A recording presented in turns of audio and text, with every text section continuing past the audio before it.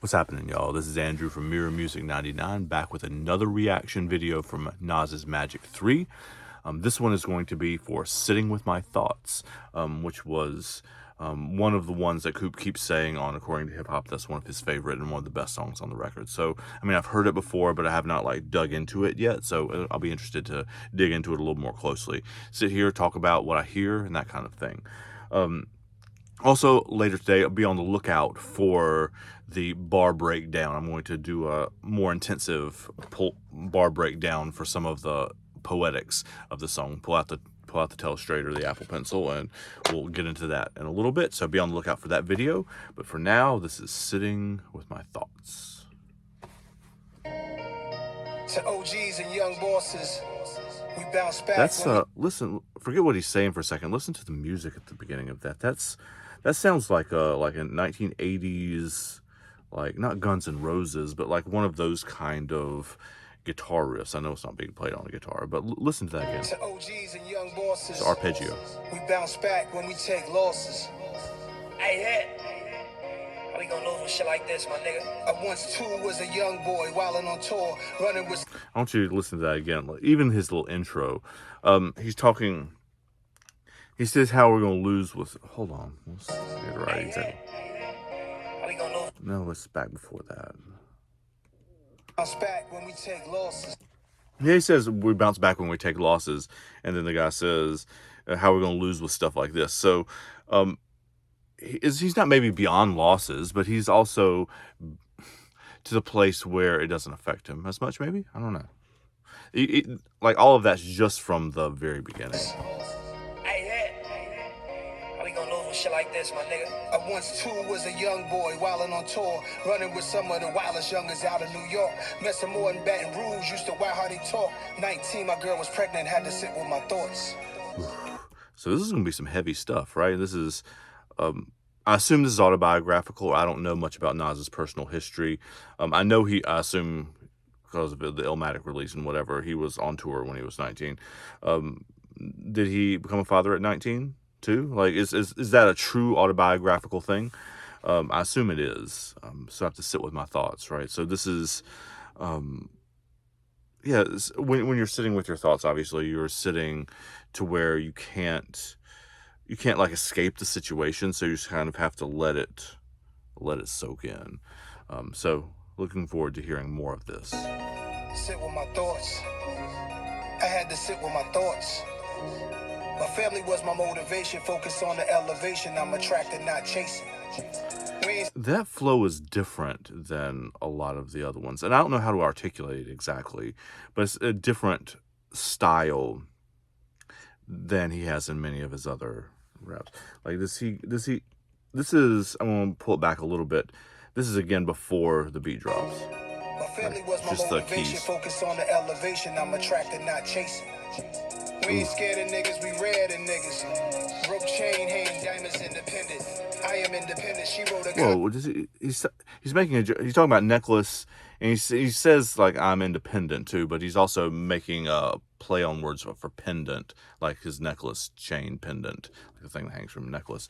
So even in little bits and bobs in the middle of the lines, he's got like these double and triple meanings. I'm independent. It got to my attention. We could go viral in minutes. Aspire to win it. I'm spiraling in it.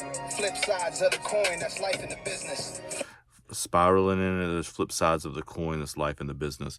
I think I quoted that correctly. I may have screwed it up, but the flips coins, like you can have the idea that you can go either of two ways, right? I mean, there's a 50-50 chance, and obviously, and he said this on many songs, that it takes both a combination of incredible luck and incredible skill to supersede the situation that he had grown up in. Flip publishing, it goes to the highest of bidders. I got them bitter, lows of a winner.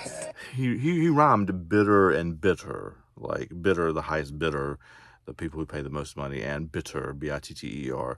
That should come with being great. There's a lot on my plate. Never broke again. I'm blacker than the NBA. Wait, that's a Young Boy reference, right? Yeah, right? For all of my highlights, look at this money machine. I love what it sound like. And Nipsey would have loved that I'm working with hit. He might have took me to 6-0 and turned me a crip. It's all money in. XO in my cup, I'm sitting with my thoughts again. Yeah. What's XO? I mean, I assume that's a drink. Obviously, that's XO in my cup. But like, you have to, like, as I've proved on the last video, or the one last NaS video, when we were talking about the Hennessy, like the NaS. Several people told me that Hennessy had released a drink or a bottle or whatever with NaS, branded it with NaS. So XO is probably something else that I don't know. So help me out with that deal. But this actually feels like a twin song to the Japanese soul bar song to me, where the Japanese soul bar is like the meeting that comes after this. Like he's just sitting not in the bar necessarily in the song, but he's just sitting there thinking about his life and how he's come to arrive at this place. And sometimes that's something you gotta do, and you can have a cup of whatever or not, but you just have to. So sometimes he seems, I mean, it goes with Speechless too. I mean, I guess all these songs fit together as part of a larger piece, but like he can't believe that he has come this far and arrived at this place.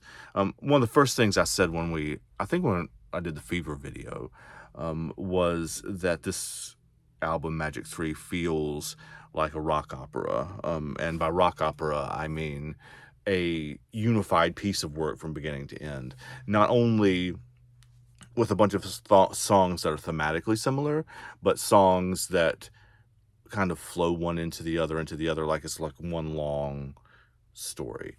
So the more I do this with this album particularly, the more all the pieces fit together perfectly. And it's like telling a whole story of his life, right? I mean, I guess that's what many hip-hop albums do, is they tell stories of the artist's life. But this is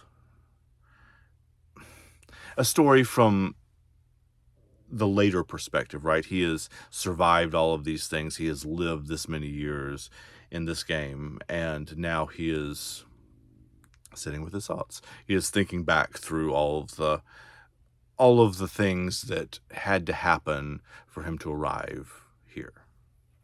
To OGs and young bosses, we bounce back when we take losses.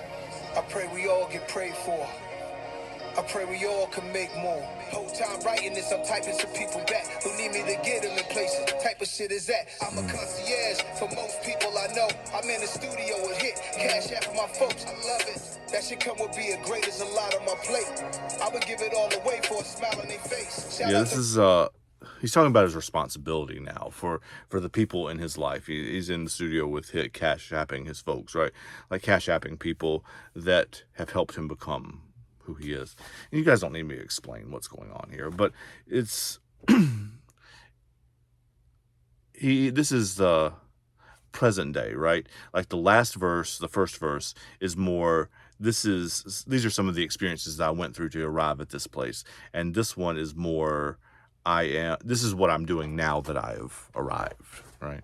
The rappers who inspired me in my beginnings, who I inspired right back when they pen was dwindling. Sitting with my thoughts, thinking what it costs for peace of mind. I go crazy if I couldn't rhyme. I finally took time to drop concert releases. I finally put me first, the intro on the sequence. Don't need a new assistant, I'm just too persistent. Officially efficient, I see it through to the finish. So complete, I'm not a control freak. Personal chef flow, I make sure that we all eat. Wait, is the personal chef flow the Raekwon reference? I assume it is, if he's name dropping NBA Youngboy, or Youngboy Never Broke, or whatever, however he says his name. If he's dropping that one, I assume he's dropping Raekwon there. But let's listen to what he actually says in the bar. I'm not a control freak. Personal chef flow, I make sure that we all eat. Personal chef flow, I make sure that we all eat. And that pulls the verse together, right? And that's the idea that that he's responsible for not just himself, but all the people who supported him on the way through. To OGs and young bosses, we bounce back when we take losses. I pray we all get prayed for. I pray we all can make more. To To OGs and young bosses, we bounce back when we take losses. I pray we all get prayed for. I pray we all can make more.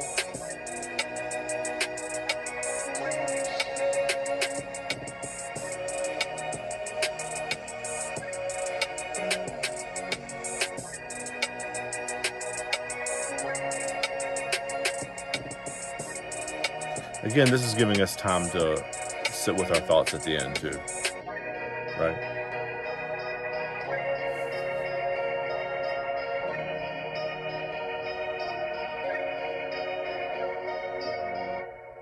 Okay, that key riff, whatever, did not come from a Guns N' Roses song, but that feels that way to me. Like, you guys know Sweet Child of Mine. You probably know several, November Rain. You know several of their other songs. It has that dramatic feel to me, this song. It's not thematically similar to either of those, obviously.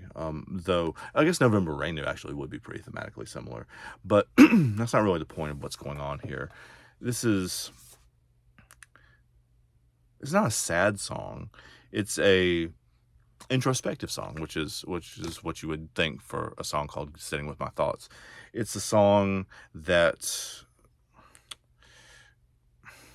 talks about that everybody suffers losses, right? And those are different for different people, obviously, depending on where you grew up and who you grew up around, and your family and your friends, and like your scenarios when you're growing up, right?